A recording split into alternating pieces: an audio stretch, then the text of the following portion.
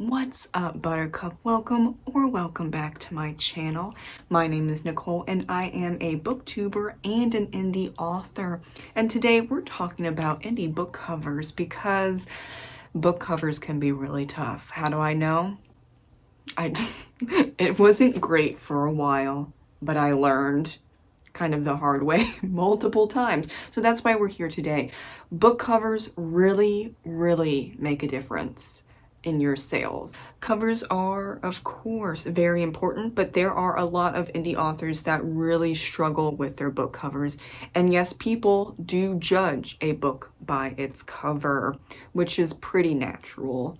Your book cover indicates the genre or subgenre. It stops the scroll for your potential reader to then click on your book to dig deeper and hopefully buy it. So yes, a book cover must be professional looking, yes, and to genre expectations and book marketing trends.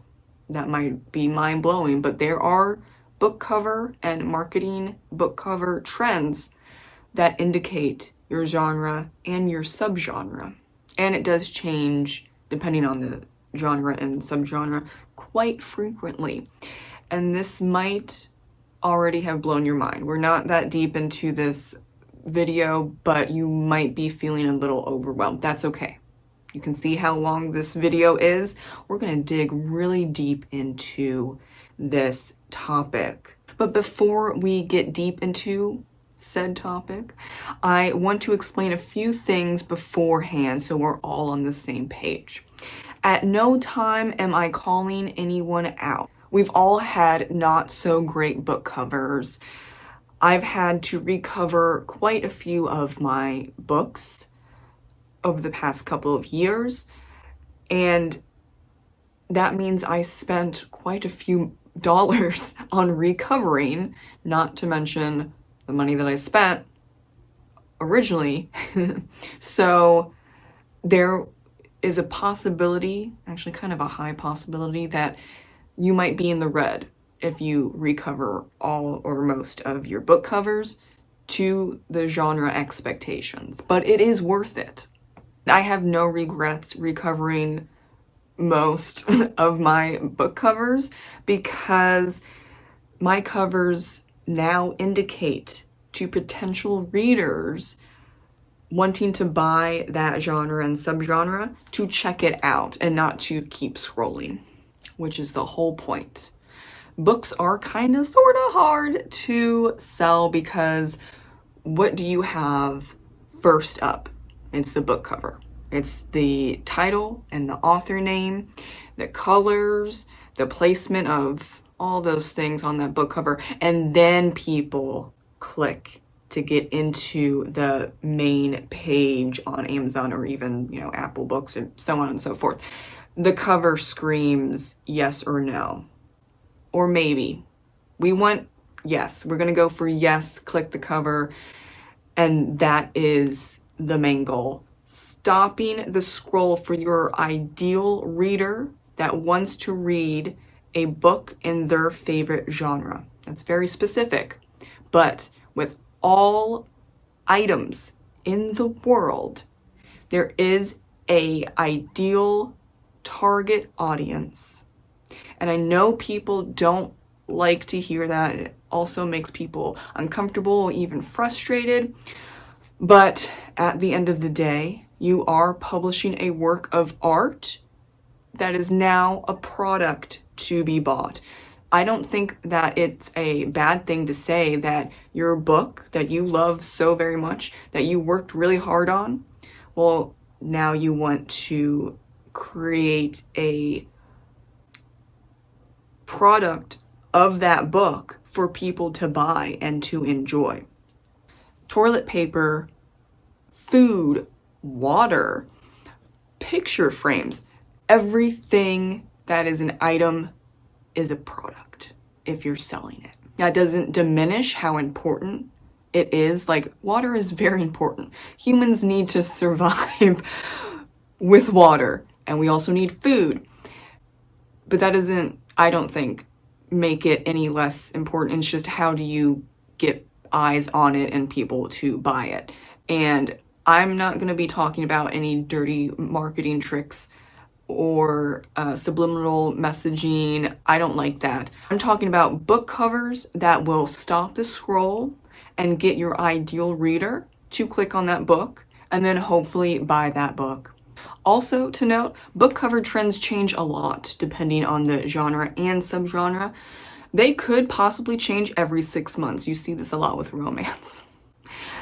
That can definitely suck, especially if you aren't in profit. But at the end of this video, I'll recommend some places to get professional covers that won't hurt your soul.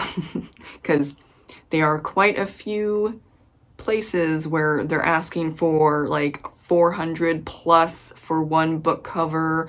No, we're not here for that. Unless it's a lovely bundle of a bunch of things. But I digress. We'll talk about that later. You do not need to spend hundreds upon hundreds of dollars for a legitimate cover. I'm just going to tell you that right now. Anyone that's saying that you need a $700 cover, you run the opposite direction. I will also be sharing examples of good covers because I want people to know what a solid cover is. Fiction cover and nonfiction covers. And I will be sharing traditionally published covers and indie covers as well. But because cover trends can change a lot, drastically even, depending on the genre, there is a possibility that in 6 months, a year, 2 years, 3 years, whenever you're watching this video, the trend could have changed. But I'm going to explain how you dissect book covers and where to go to find the relevant information to do that. So you won't need to rely on me or anyone else, and you can just really jump on Amazon at any given time and do the market research yourself, because yes, we're going to focus on Amazon. That is the place to find the marketing trends for indie book covers. Now, remember that this whole situation is not intuitive and it takes practice. I'm part of Brian Cohen's author ad school, and it's taken years to get to where I'm at with covers, and that's okay. It is. So don't beat yourself up if this gets confusing or you get frustrated. We've all been there. And there are genres that I don't even understand with the book cover trends and expectations, but of course there are other genres and subgenres that I know automatically. So keep that in mind as well. There's a lot of things to keep in mind, but this is kind of complicated.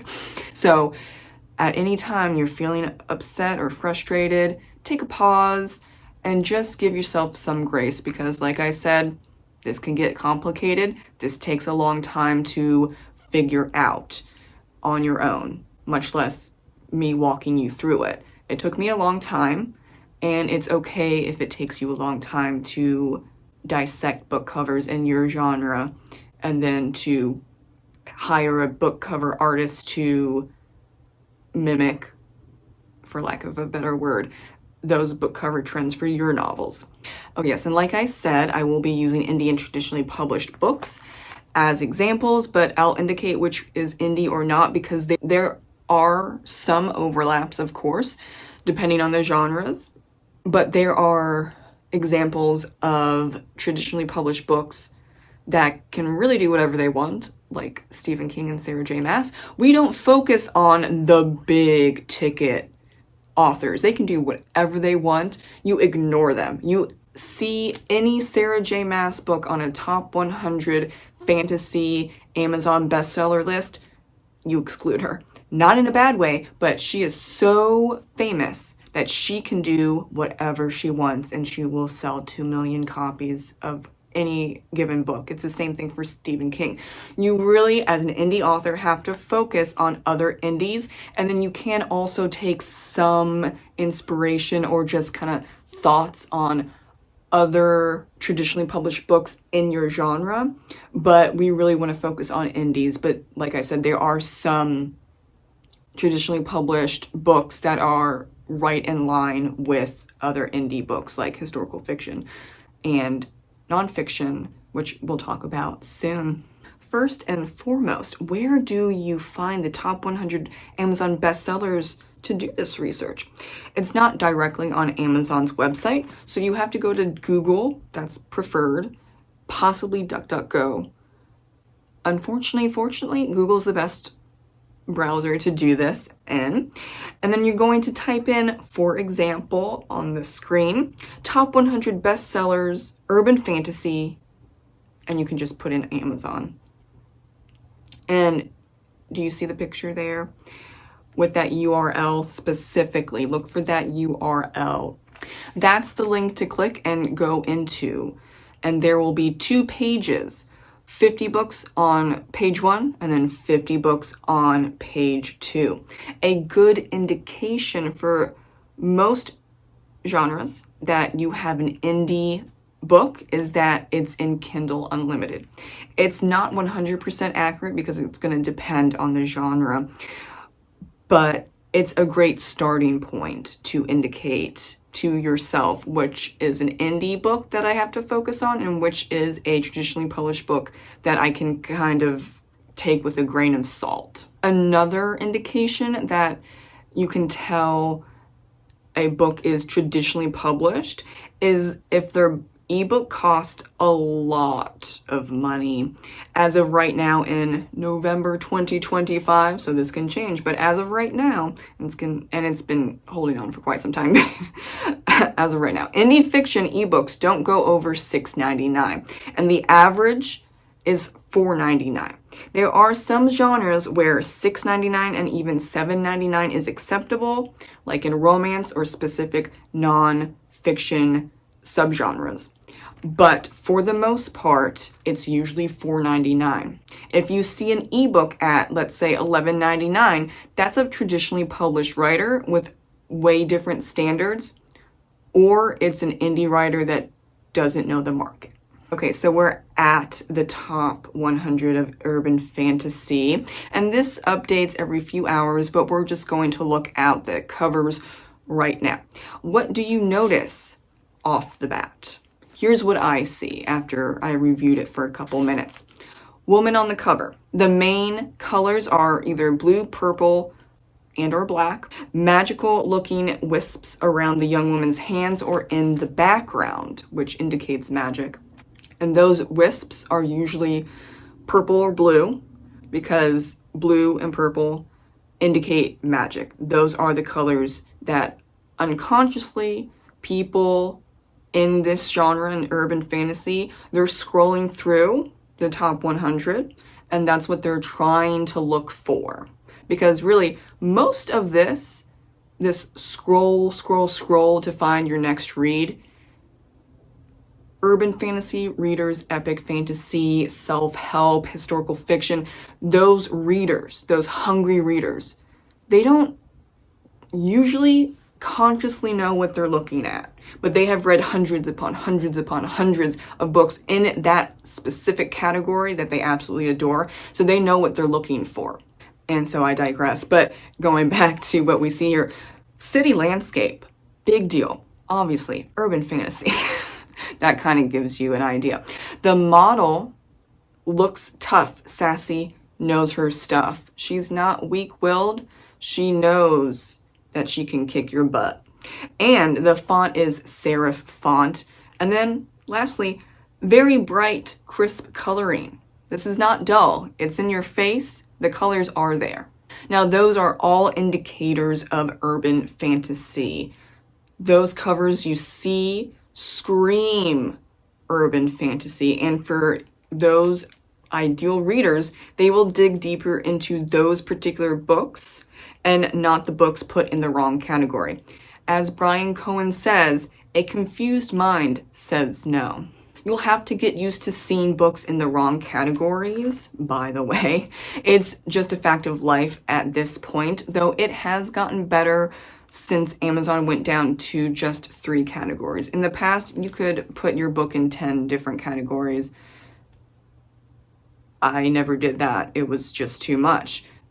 You can't be relevant in 10 categories. You can't even be relevant, hot take, in 5 categories.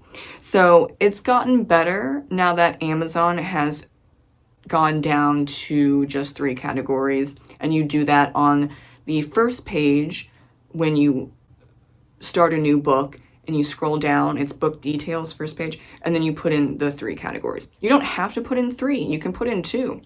There are a couple of books of mine that I just put in 2 because relevancy is key. What you will find often in urban fantasy and just in general fantasy covers are object covers. You see some of this in this list, and that usually indicates romantasy or romantic fantasy if it's placed in urban fantasy, by the way. And that is becoming popular as an object covers, becoming popular because it's getting really, really hard to find models. So there are a lot of writers and cover artists that have decided to switch to object covers because the models are few and far between, unfortunately, and it's just getting harder also to illustrate models. So keep that in mind. It depends on the genre 100% of the time. You can see with my urban fantasy books, I have the same person on the cover. Please use the same model. Or if you can't, your cover artist will, let's say like this face, will just, if they're good, will cut out that face and put them on different models, right? For urban fantasy, it still holding strong. Female on the cover, background. The first book in a series must either be blue or purple to indicate magic. Then you can kind of do whatever you want. This is the first book. That's the third book. This is the second book. It doesn't particularly matter regarding the other books and the color theme, but we need to indicate first cover in a series specifically for urban fantasy. It needs to be blue or purple. I have seen people nowadays using green. That's fine. But if you are seeing sales that are low or non-existent and you've hit everything else regarding an urban fantasy cover, then it's probably the green, because the colors blue and purple for urban fantasy really indicate magic. That's just what those readers are used to. Could that change? Absolutely. But as of November 2025, purple and blue, that's what it shows. And it could really be that simple. Sometimes it is. Like you have, let's say, an urban fantasy first book cover that's red, and then everything else is to market, but you've chosen red wisps of color. A lot of people will think red romance, and some people will pick that up. But there are a lot of urban fantasy readers that are just kind of sick and tired of heavy romance in urban fantasy. Subplot is fine, but we think red, love, romance. So it could just be as easy as switching that red to a blue or a purple if you're having low sales or no sales and everything else on that cover indicates urban fantasy. Now, because I read so much, I do a lot of marketing research. I can tell you all the books on the lists that you've been seeing over there and if they belong to the urban fantasy category or not, and you'll get there eventually. There's a bunch of romantasy and dark romance books on this list. The category situation isn't perfect. So like I said, you're going to find books that don't belong there, but they're still there. You just have to get used to that. And you're going to ignore those books that don't belong on the top bestsellers list of urban fantasy or cozy mystery or self-help. It doesn't matter the bestsellers list, the genre or the subgenre. There are books that will belong there, and that's what you focus on, and you ignore the books that are not supposed to be on there. You don't include them in your market research. Also, side note, because I'll probably be asked this, if you see a book that's between free or $2.99, it's most likely a promo run, or the author isn't charging what they are worth. It's actually detrimental at this point in time to charge under market value for your books, especially your ebooks. In the past, cheap ebooks were the thing to do, but not anymore. Indies, I'm going to say this many times. Charge what you are worth, which is at least $3.99, but really it's $4.99 for nearly all genres at this point. $4.99 for your ebook. There are some genres where it's $3.99, like poetry, but even then, that is slowly climbing up to $4.99. Do not undercut yourself. You have worked very hard. $4.99 is less than a cup of coffee, whatever, at Starbucks, and they have it for way longer than a latte at Starbucks. If you feel the need to do that, as in make your book $2.99, like a full-length novel, $2.99, because you think your book's not worth it or not good enough, then it's not ready for publication and you need to do another edit. If you don't know about the 3 main editing services, I've linked my video on that down below in the description box. No matter the genre or subgenre, what are we looking for in a book cover? Okay, here we go. Prominent colors. Yes, there are colors that are trendy, in a sense, or just expected in specific genres and subgenres. And they can range from 2 to 4, but really we're pushing it with 5 or more colors, okay? The confused mind says no. If there's too much stuff going on, the reader's just gonna say no thank you and then move on.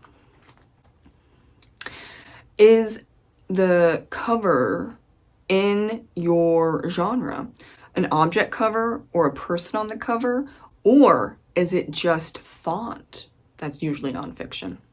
What type of font is used on the cover?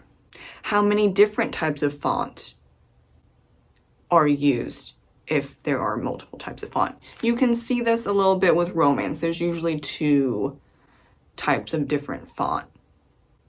And if they're using 2 different types of font, I should say. Usually it's just 1 type of font.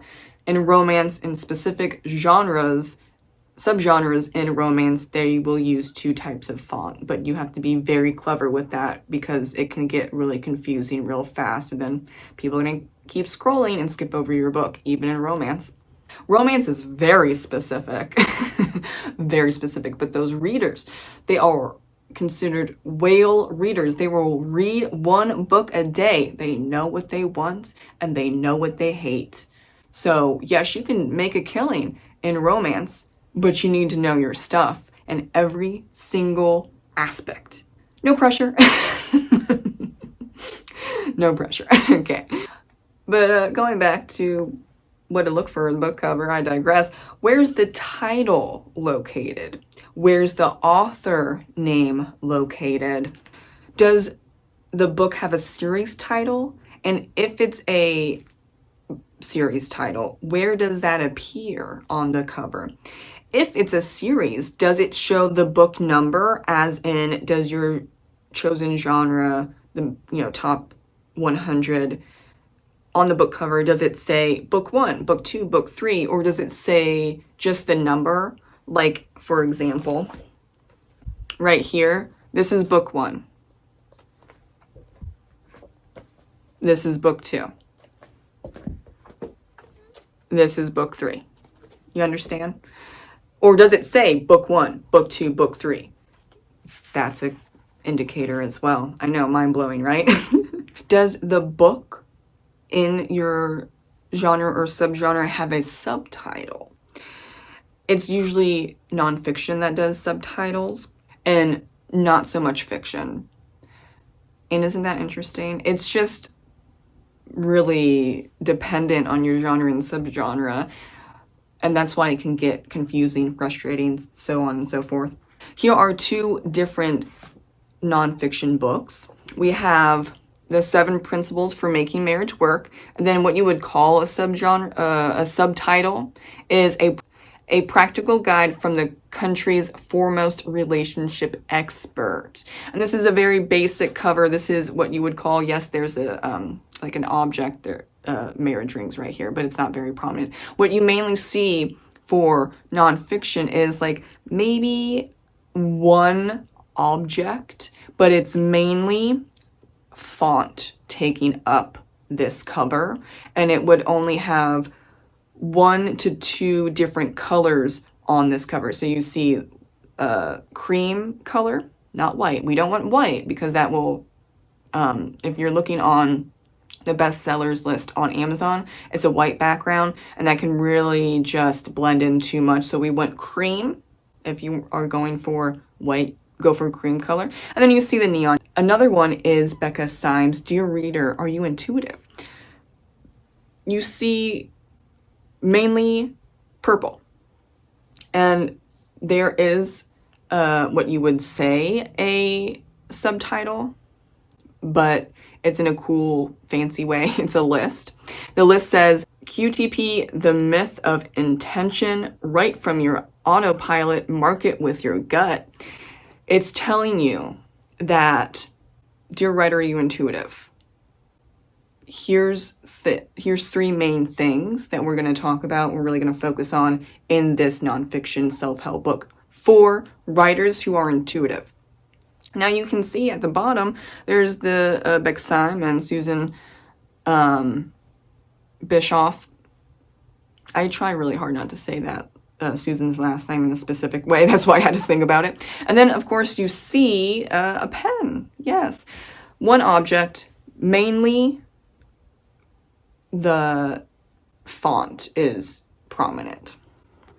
And, of course, it's going to depend with any genre, but since we're talking about nonfiction, the subgenres within nonfiction, there is a difference. This is self-help for married couples, and this is self-help for writers who are intuitive, that don't outline, that need help just kind of embracing that intuitive writing. But there is still an overarching theme here, which is font, one object. Possibly. There are times where, depending on the subgenre in nonfiction, there's going to be no object and it's just going to be font and a very basic color. Maybe 2 colors, usually 1 color, 1 main color. Another example, this is indie. This is very specific. This is one of my novels. It's a object cover because you see the raven, and it is Irish historical fantasy. So what do you see? Name on the bottom. The title is in the middle, kind of high up, but prominently is the raven. So this would count as an object cover. And can you remember there is also author branding involved? Yes, there's a lot going on here. But author branding, for me personally, my name is always at the bottom and the title is in the middle, or it's going to be at the top. You can see this also with my historical fiction, name at the bottom, title in the middle.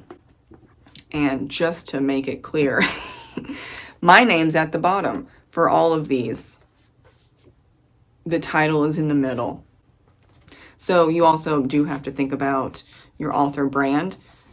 And if you have a series, these need to line up extremely well. These line up perfectly. I can't do it because I'm just little old me. But you can tell the name lines up across the board. The title lines up across the board. So if you have these books lined up online or in person, you can absolutely tell without a doubt these are in a series. And that's what's important. Now, talking about historical fiction, this is going to be the last example, we have quite a few historical fiction traditionally published books, but they all are similar and are also similar to what I just showed you, which is indie. A woman on the cover.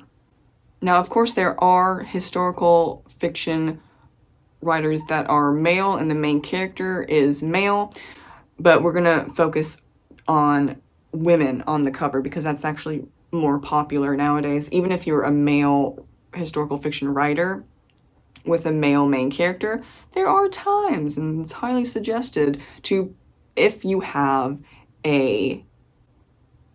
another main character that's a woman, or even like a love interest or a side character, you would put the woman on the cover. Because women and their clothing for historical fiction will tell the reader outright what time period it is. What do you get from this cover? You're getting Revolutionary War. Yeah, basically. We have Stephanie Dre, Song of the Nile. We see another woman on the cover. What do you get from that? We're getting a little ancient. And also indication, Nile. Cleopatra's Daughter. We have My Dear Hamilton. Stephanie Dre again. She's very prominent, one of my favorite authors. What is this about? This is about Eliza Hamilton. And you can see by the dress, this would be around colonial America. Now, next up is Mistress of Rome. And this is Kate Quinn. Sorry about that. But you can see Rome indication, ancient Rome. And lastly, this is a newer book, Shanna Abbey, An American Beauty. Look at the color scheme. Look at the clothing choice. This is the Gilded Age. So when you're talking about historical fiction, it really is about the attire. And we're also going to pull in the reader, the indication with what the time period is, with the title as well. But we're mainly talking about book covers, of course. So just keep that in mind. There are going to be indicators, no matter the genre or subgenre, that will pull in that ideal reader. Do not confuse the ideal reader. Because you want the ideal reader. You don't want someone that's stumbling upon your book and maybe is interested, but they don't actually read women's historical fiction. So then they try it out and they give you 1 or 2 stars because your book cover was pretty, but they don't actually read women's historical fiction. So we want the ideal reader that will then hopefully turn into a super fan of yours and will read almost all or all of your backlog.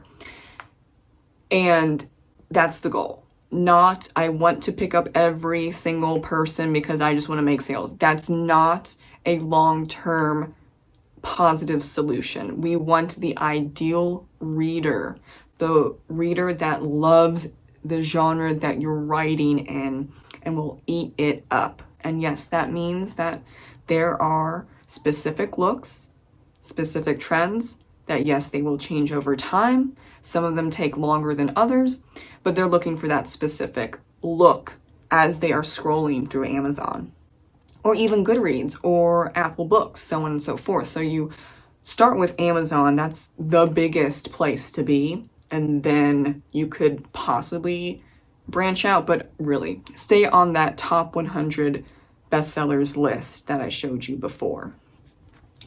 Things to avoid, no matter your genre or subgenre, is a cluttered and way too busy book cover. It's confusing and What's that saying? The confused mind says no. You do not need to tell your story. You need to tell the ideal reader that this book is what you're looking for. We do not also want flat and dull covers. Those automatically scream unprofessional. And for this video's thumbnail, the no section, those would be considered flat and dull and very unprofessional. Don't do that. Don't do that.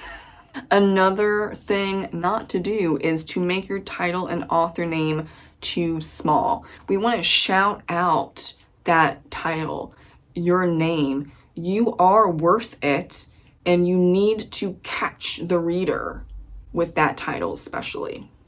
And kind of going back to the first point, you're trying to tell your story or your whole book story on that book cover.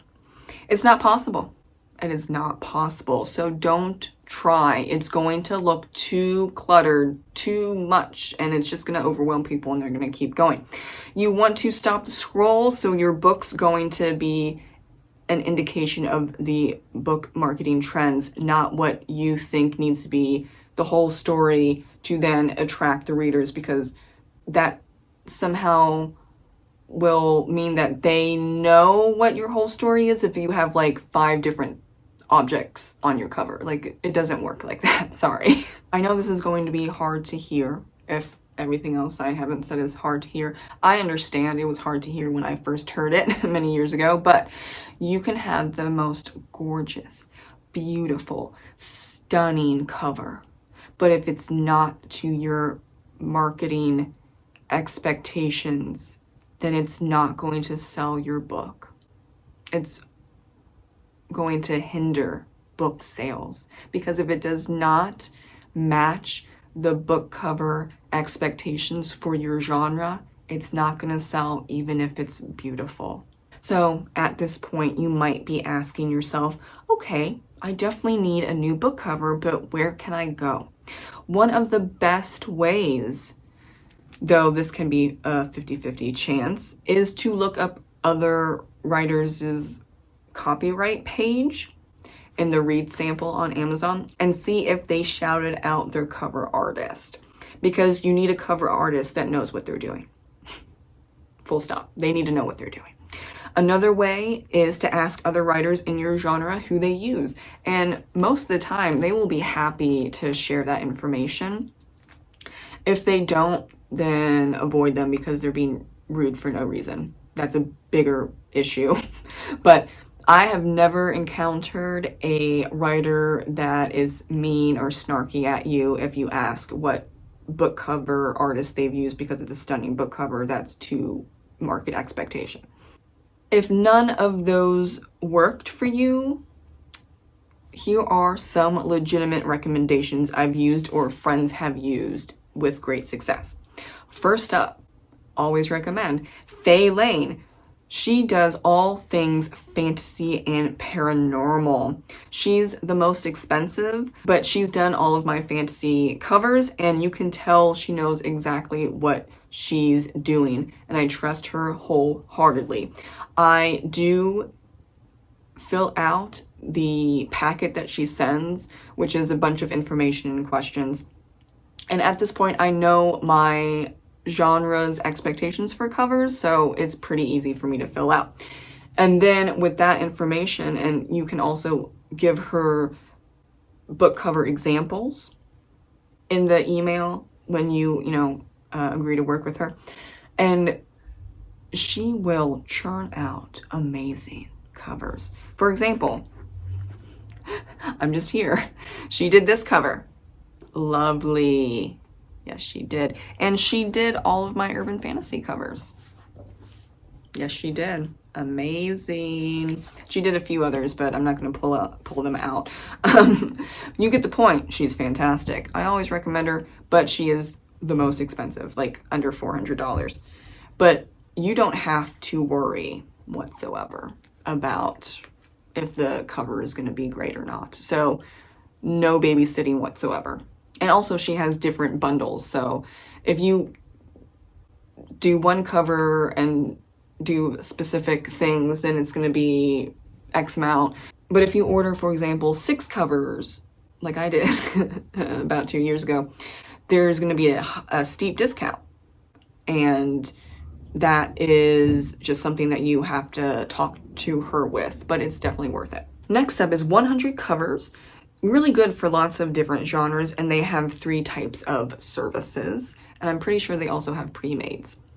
Miblart is Ukrainian based, and though you'll have to go back and forth a bit because they aren't fluent in English and also there is a war going on, it's still worth it because most of the covers will be $100 or less unless you add a bunch of stuff to it. But I don't think that you can go like more than $200 unless you're getting like illustrated covers, which are always more expensive, and illustrated covers are what you're seeing now. Well, not now. You see a lot of that with, let's say, cozy fantasy, like Travis Baldree. That's an illustrated cover. That can be a lot of money. There are also some epic fantasy and high fantasy covers that are illustrated, and that can be a lot of money too. I don't really recommend that unless that particular subgenre of yours says in, you know, the research that it's got to be illustrated. But really, for the most part, pretty cheap. You do have to go back and forth a lot, like I said, but it is worth your time and energy. You do have to do the market research and give them a lot of examples. Lastly, Get Covers is legitimate and the cheapest option. They're owned by Miblart, and their graphic book designers are still in training. Keep that in mind. That's why you can get a book cover, depending on the genre and what you want on the cover, for as low as like $25. There are a few genres like poetry where you really don't need to do much. And that would be an example of a $25 book cover. The more complicated you get, of course, the more it will be, but really, it's the cheapest option. On average, it's about $35 to $45 each cover from Get Covers. But what you have to keep in mind, because people get frustrated a lot with Get Covers, is that you'll have to do basically all of the cover research for them. So you need to know your genre very well. And since they are trainees and English is either the second or even third language, there will be lots of back and forth. Plain, simple language is best practice. There have been times where it could take up to 3 weeks to get that cover that you want from Get Covers. However, you paid $35 for that cover. You just have to weigh what you need and want regarding book covers. Please do not do your own book cover unless you are a legitimate book cover designer. Yes, that is a thing. You go to school for that. You can be a graphic designer, but that doesn't mean that you are a book cover graphic designer. So I think that if you need to recover a lot of your books, go with Get Covers or Miblart or 100 covers, because that's going to be the cheapest option. If you have the money to spend and you are in the fantasy realm, Fay Lane is fantastic and you don't have to worry whatsoever. Please do be careful. Like I said a while ago, if someone is saying the book cover is $700, nope. No, absolutely not. You do not need to do that. You are going to probably get scammed. I wholeheartedly think that with nearly every genre out there, fiction and nonfiction, you can go to Get Covers, Miblart, or there are other great cover designers that, let's just say, cozy mystery writers use all the time. You can go to reasonably priced people and websites, and you could order like 15 to 20 book covers for the price of $700. Like, we need to also be reasonable as authors with our business career and make sound choices. And yes, book covers are extremely important, but they do not have to break your soul. Let me know if you have any questions, comments, or concerns about your book cover. If you tell me your genre and subgenre, I could probably give you 1 to 3 cover designers that are legitimate. I would just have to ask around. So if any of the 4 recommendations that I gave aren't working for you, or you have like a very specific idea, anything like that, let me know in the comments. And also just leave a comment with your thoughts or concerns about book covers, and I will do the best I can to answer them, because book covers are very important and it can be overwhelming. I absolutely understand, and it's a lot of information. Look how long this video is, but it is absolutely worth your time and energy to know the expectations for book covers in your genre or subgenre, because it can really, really help your sales. Thank you so much for watching. I hope you have a great rest of your day. And like I said, if you have any questions, comments, or concerns, leave that in the comment section below and I will get to you as soon as possible. Thank you so much for watching and have a great rest of your day. Bye.